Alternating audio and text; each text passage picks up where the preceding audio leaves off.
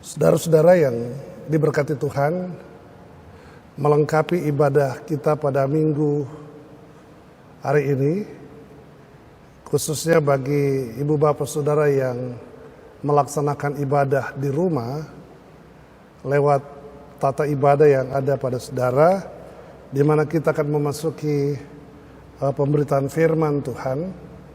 Karena itu mari kita mempersiapkan pembacaan firman Tuhan yang terambil dalam kitab Hosea pasal 1, kitab Hosea pasal 1 ayat 1 hingga ayatnya yang ke-9. Dan apabila ibu bapak saudara telah menemukan pembacaan firman Tuhan, saya mohon biarlah Alkitab kita terbuka. Mari kita memohon bimbingan Roh Kudus, kita berdoa. Bapa di sorga, berkenanlah menyapa kami lewat firman yang akan kami baca, kami dengar, kami renungkan bersama.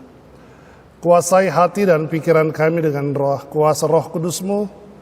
Beri kepada kami hikmat agar supaya kami mampu mendalami, memahami, mengerti akan firman yang akan kami baca, kami dengar, dan kami renungkan bersama, serta dapat dan mampu melakukannya dalam hidup beriman hari lepas hari. Bersabdalah Bapa di sorga, kami telah bersedia untuk mendengar. Di dalam nama Tuhan Yesus firman yang hidup itu, kami berdoa dan mengucap syukur kepada Allah Bapa dalam kerajaan sorga. Amin. Jemaat yang diberkati Tuhan, saya undang kita semua berdiri untuk mendengarkan firman Tuhan. Haleluya.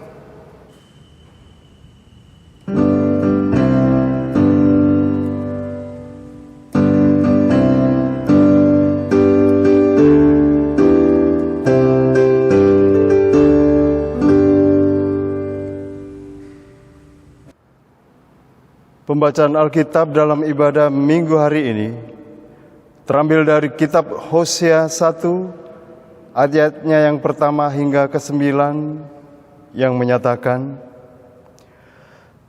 firman Tuhan yang datang pada Hosea bin Beeri pada zaman Uzia, Yotam, Ahaz dan Hizkia, raja-raja Yehuda, dan pada zaman Yerobeam bin Yoas, raja Israel. Ketika Tuhan mulai berbicara dengan perantaran Hosea, berfirmanlah Ia kepada Hosea, pergilah, kawinilah seorang perempuan sundal dan peranakkanlah anak-anak sundal, karena negeri ini bersundal hebat dengan membelakangi Tuhan. Maka pergilah ia dan mengawini Gomer binti Diblaim, lalu mengandunglah perempuan itu dan melahirkan baginya seorang anak laki-laki.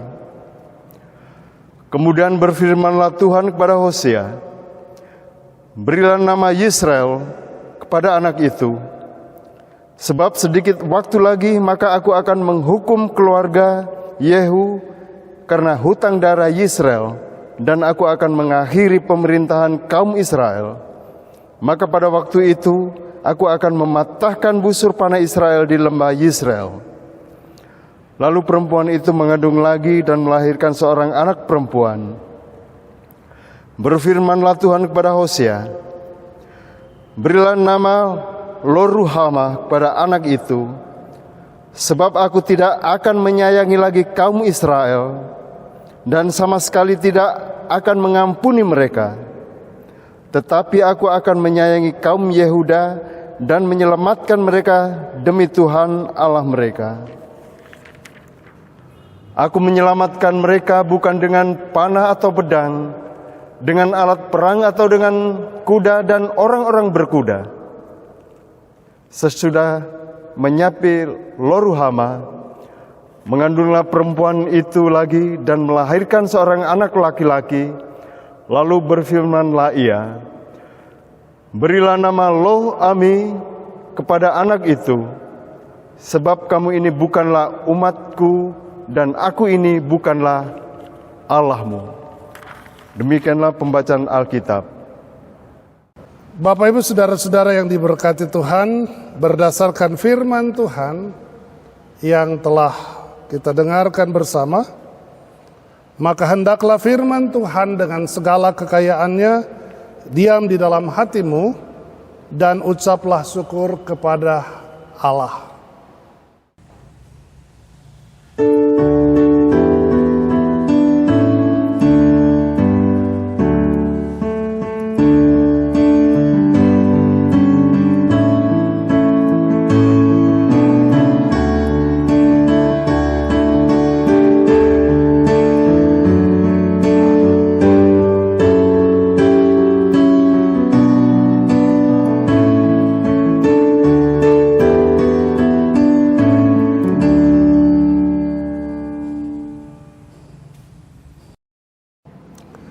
Ibu bapak saudara yang ada di rumah, berdasarkan firman Tuhan yang telah dibacakan tadi dalam kitab Hosea pasal 1 ayat 1 hingga ayat yang 9, maka oleh penerbit GPIB diberi tema manusia yang rentan. Bapak Ibu, saudara-saudara yang diberkati dan dikasihi oleh Tuhan kita Yesus Kristus, perbuatan yang tidak berkenan ketika dilakukan terus-menerus, maka itu berarti bahwa kita adalah rentan atau mudah untuk jatuh ke dalam dosa. Saudaraku, memang Yesus pernah berkata, roh memang penurut, tetapi daging lemah. Dalam hal ini Yesus memahami betul keterbatasan kita, saudara dan saya, sebagai manusia yang selalu diliputi oleh perbuatan salah dan dosa. Dosa itu seperti mata yang terus mengintip atau melihat. Dosa itu seperti sesuatu yang tak terlihat, tetapi mempunyai pengaruh yang luar biasa terhadap setiap orang. Sehingga terkadang ketika seseorang tidak mampu mengendalikan dirinya, tidak mampu menguasai dirinya atau hidupnya, maka ia rentan untuk jatuh. Bapak Ibu Saudara, banyak orang yang jatuh ke dalam dosa oleh karena sikap, oleh karena situasi, oleh karena sesuatu, iming-iming, atau pengaruh yang ada di sekitar. Karena itu ada orang mengatakan bahwa lingkungan yang kurang baik akan dapat menggiring seseorang juga akhirnya hidup dengan cara yang tidak baik. Atau ketika seseorang bergaul dengan orang yang tidak baik, ketika seseorang bergaul terhadap orang yang jahat, maka kemungkinan besar bahwa mereka akan bisa terjerumus dengan tindakan-tindakan kejahatan. Tetapi sebaliknya adalah ketika seseorang itu bergaul dengan orang yang baik, orang yang sopan santun, maka kita akan dapat juga ikut gaya hidup yang baik itu. Ya, jadi kalau lingkungan yang baik kita ada di dalamnya, maka tentu kita akan menjadi baik. Tetapi kalau lingkungan kita adalah lingkungan yang tidak baik, saya bisa prediksi bahwa kita akan juga mengalami hal yang sama seperti lingkungan atau orang-orang yang ada di lingkungan yang tidak baik. Ibu bapak saudara, kitab Hosea yang kita baca ini adalah merupakan sebuah ilustrasi yang Yesus atau yang Allah hendak perlihatkan kepada orang Israel melalui Nabi Hosea. Kita tahu bersama bahwa Hosea ini adalah seorang nabi pada zaman Raja Hosea, Yotam, Ahaz, dan Hizkia, raja-raja Yehuda.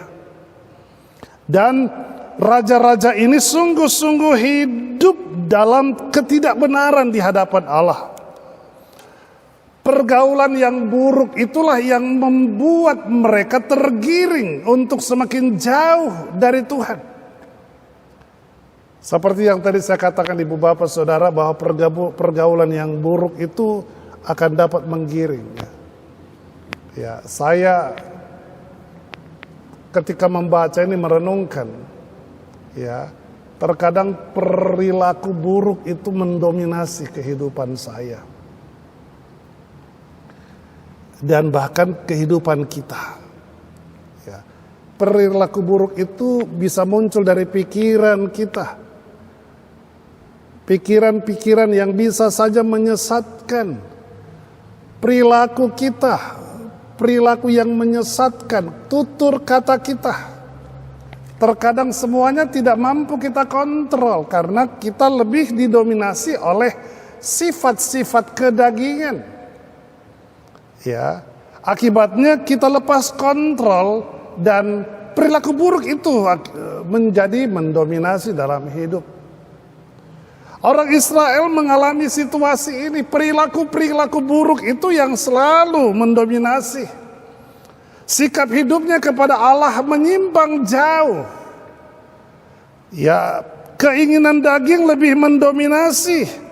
Sehingga kemudian Nabi Hosea dalam konteks raja-raja ini, dia kemudian berbicara kepadanya bagaimana Allah mencoba melihat karakter umat Israel, dan kemudian dicontohkan lewat Hosea. Firman Tuhan kepada Hosea di ayatnya yang kedua tadi, pergilah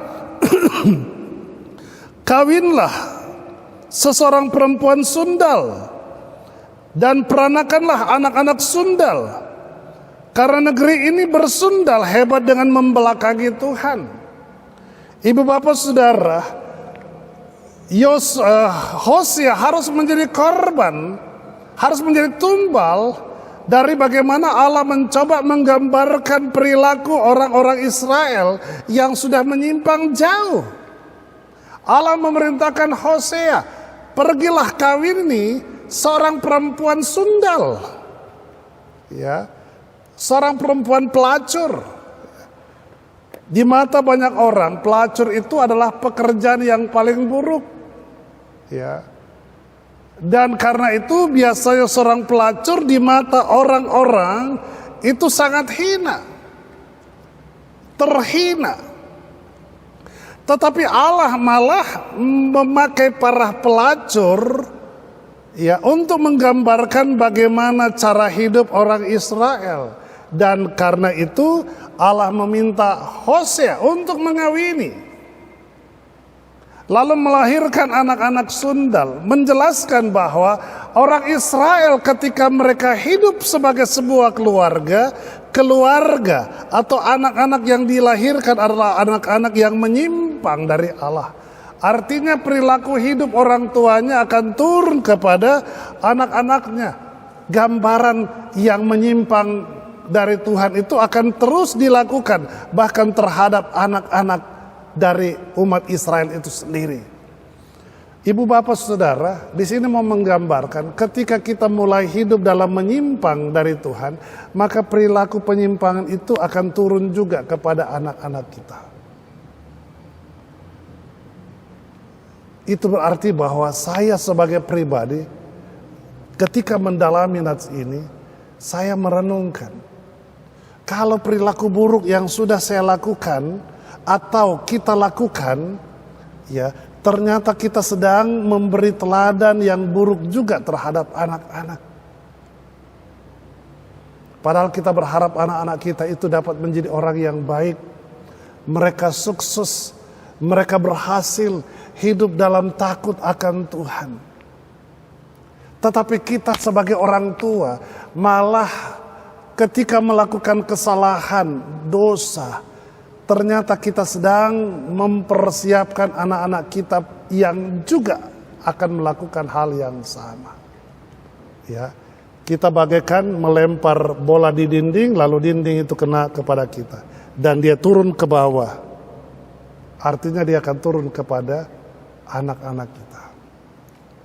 Disinilah digambarkan oleh Allah tentang keturunan dari Hosea, seperti yang dikatakan pada ayat yang kedua tadi. Pergilah kawinlah seorang perempuan sundal dan peranakanlah anak-anak sundal, karena negeri ini bersundal hebat dengan membelakangi Tuhan. Saudaraku, maukah kita meminta anak kita untuk menikah dengan orang yang tidak benar, orang jahat, ya, perempuan sundal? Saya kira tidak ada yang mau, atau pasti orang tua akan keberatan. Setiap keluarga berkeinginan bahwa pasangan suami atau istri, mantu mereka adalah orang-orang yang baik, bukanlah orang-orang yang tidak baik. Tetapi Hosea diminta oleh Tuhan, ya, lalu anak-anaknya akan seperti apa? Ayat yang ketiga, maka pergilah ia dan mengawini Gomer binti Diblaim. Lalu mengandunglah perempuan itu dan melahirkan baginya seorang anak laki-laki. Gomer seorang perempuan sundal yang hebat. Itu yang dipilih oleh Hosea. Lalu kemudian perempuan sundal ini atau Gomer ini melahirkan seorang anak laki-laki. Ayat yang keempat, kemudian berfirmanlah Tuhan kepada Hosea, berilah nama Yisrael kepada anak itu, sebab sedikit waktu lagi maka aku akan menghukum keluarga Yehu karena hutang darah Yisrael, dan aku akan mengakhiri pemerintahan kaum Israel. Jadi Yisrael yang dilahirkan oleh Gomer untuk menjelaskan bagaimana penghukuman Tuhan akan dinyatakan kepada keturunan Yehu. Yehu di sini adalah Yehuda. Penghukuman itu dikarenakan bahwa mereka telah melakukan semacam hukuman darah Israel. Dan dengan demikian Tuhan akan mengakhiri pemerintahan kaum Israel. Jadi raja-raja yang selama ini dipercayakan oleh Allah dari keturunan Israel itu akan diakhiri. Mengapa demikian? Karena Tuhan melihat perilaku yang buruk sekali, seperti yang digambarkan oleh Allah dengan Hosea menikahi Gomer, perempuan sundal. Lalu pada ayat yang kelima, pada waktu itu aku akan mematahkan busur panah Israel di lembah Yisrael. Artinya kekuatan orang Israel yang dulu sangat kuat dan dihormati oleh bangsa-bangsa di sekitar, kini menjadi sirna. Kekuatan Israel itu ada karena Allah sendiri yang menjadi panglima perang. Allah sendiri yang memimpin peperangan, sehingga tidak ada satupun kekuatan dari bangsa-bangsa lain yang sanggup menaklukkan. Tetapi Allah berfirman melalui Hosea bahwa kekuatan itu akan dipatahkan.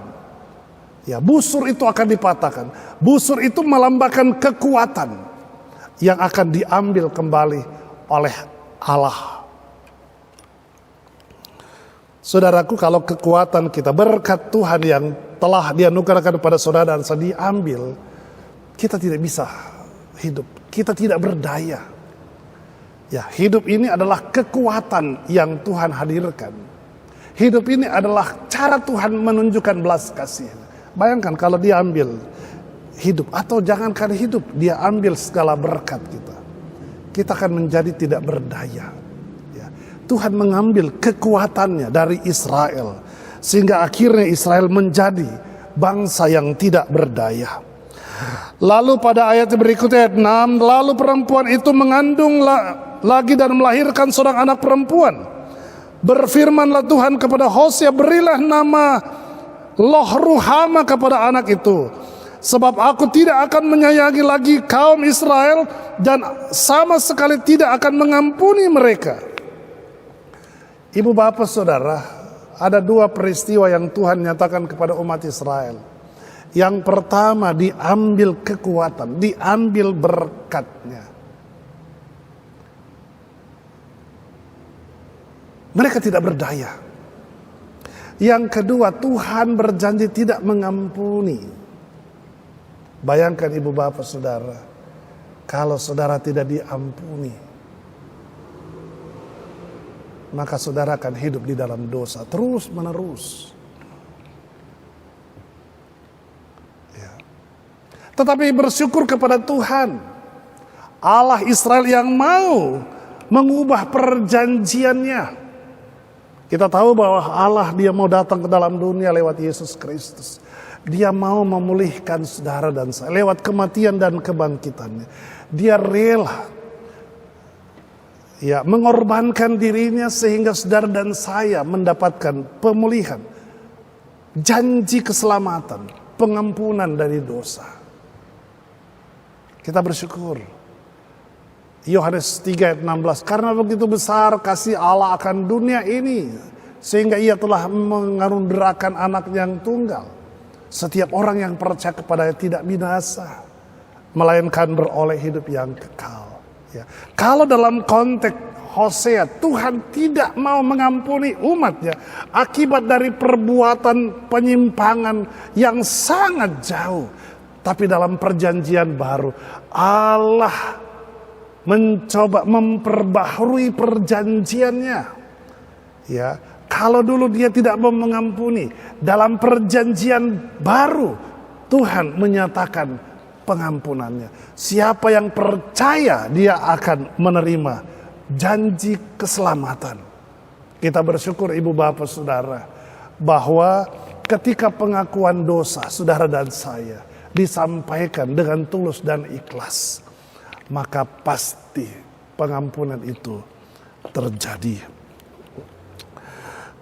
Ya, pada ayat yang selanjutnya, tetapi aku akan menyayangi kaum Yehuda dan menyelamatkan mereka demi Tuhan Allah mereka. Aku akan menyelamatkan mereka bukan dari panah dan pedang, dengan alat perang, atau dengan kuda dan orang-orang berkuda.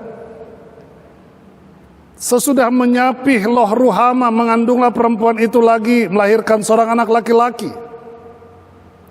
Lalu berfirman, ia beri nama Loh Ami kepada anak itu, sebab kamu ini bukanlah umatku dan aku bukanlah Allahmu. Jadi dalam konteks Hosea, konteks perjanjian, bagaimana Tuhan dia menyatakan 3 hal. Yang pertama, dia mencabut kekuatan Israel, dia mengambil berkat. Yang kedua, Tuhan tidak lagi mau mengampuni. Yang ketiga, Tuhan melupakan orang Israel.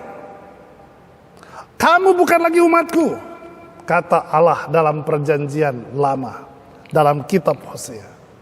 Tetapi dalam perjanjian baru, Tuhan melihat keberdosaan umat saudara dan saya, dan dia datang karena dia menyatakan pengakuan bahwa mereka tetap adalah umatku. Orang-orang yang berdosa membutuhkan pertolongan. Saudara dan saya telah dinyatakan sebagai umat Allah, umat yang telah diselamatkan. Artinya bahwa walau dosamu merah seperti kermisi, Tuhan akan putihkan seperti buluh domba, seperti salju, putih seperti salju. Kita bersyukur ibu bapak saudara bahwa Tuhan tidak hanya menebus dosa kita, tidak hanya menyelamatkan kita, tetapi dia berjanji untuk selalu memberkati kita. Dia berjanji untuk selalu menyertai kita. Dia tidak akan pernah melupakan milik kepunyaannya. Sebab engkau dan saya berharga. Engkau dan saya istimewa di hadapan Allah. Luar biasa. Tuhan kita, Allah yang peduli, menyatakan kasih sayangnya kepada kita sekarang dan selamanya. Masa pandemi COVID saat ini, Tuhan hendak menunjukkan kuasa-Nya.